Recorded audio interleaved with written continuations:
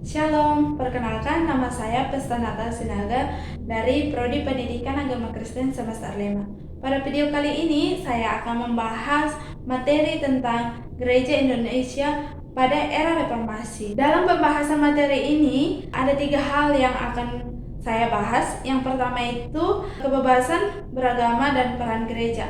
Dan yang kedua gereja dan konflik sosial. Dan yang ketiga itu gereja dan demokrasi. Sebelum saya membahas lebih dalam materi ini, perlu untuk kita ketahui bersama bagaimana latar belakang dari era reformasi.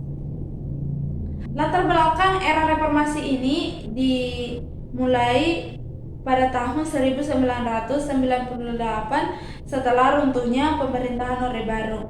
Masa ini ditandai dengan perubahan besar dalam kehidupan politik, sosial, dan keagamaan di Indonesia.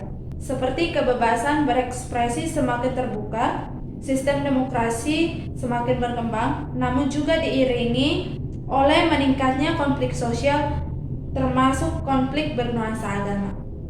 Baik, saya akan membahas lebih dalam materi ini. Yang pertama yang akan saya bahas itu kebebasan beragama dan peran gereja. Pada era reformasi, kebebasan beragama mendapat ruang yang lebih luas, seperti di mana gereja-gereja di Indonesia menjadi lebih luas menyuarakan pendapat dan sikap kritis terhadap ketidakadilan sosial. Yang kedua, gereja di Indonesia juga aktif dalam pelayanan sosial, pendidikan, dan kemanusiaan. Dan yang ketiga, terlibat dalam dialog antar agama untuk membangun toleransi dan kerukunan. Namun kebebasan ini juga membawa tantangan seperti penolakan pembangunan gereja di beberapa daerah. Yang kedua itu intoleransi dan diskriminasi terhadap kelompok minoritas Kristen. Dengan keadaan ini, gereja berperan untuk menggunakan kebebasan ini secara bertanggung jawab, bukan untuk kepentingan sempit, melainkan demi perdamaian dan kesejahteraan bersama.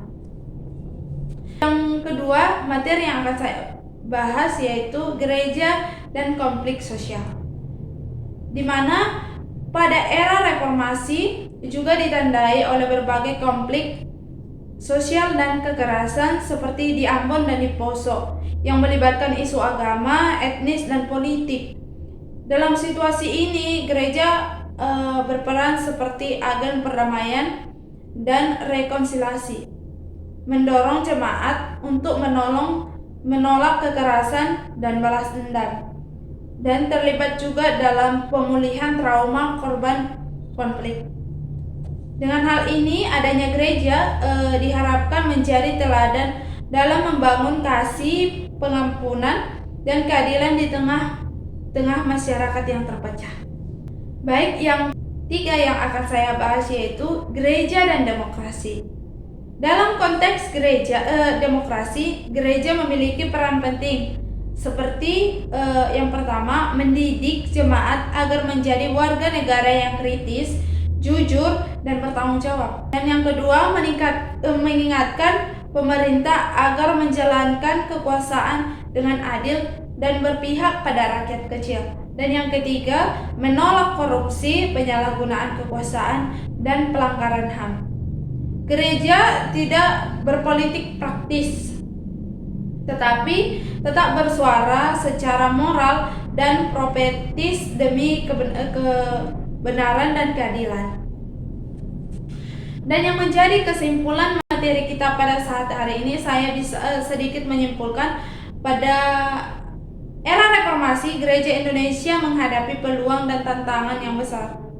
Kebebasan membuka ruang bagi gereja untuk berperan aktif dalam masyarakat. Namun konflik sosial dan dinamika demokrasi menuntut gereja untuk bersikap bijaksana. Gereja dipanggil untuk menjadi terang dan garam dunia, membawa damai dan keadilan, serta memperjuangkan nilai-nilai kemanusiaan dalam kehidupan berbangsa dan bernegara. Baik, sekian materi yang bisa saya jelaskan. Semoga bermanfaat bagi kita semua. Terima kasih. Shalom.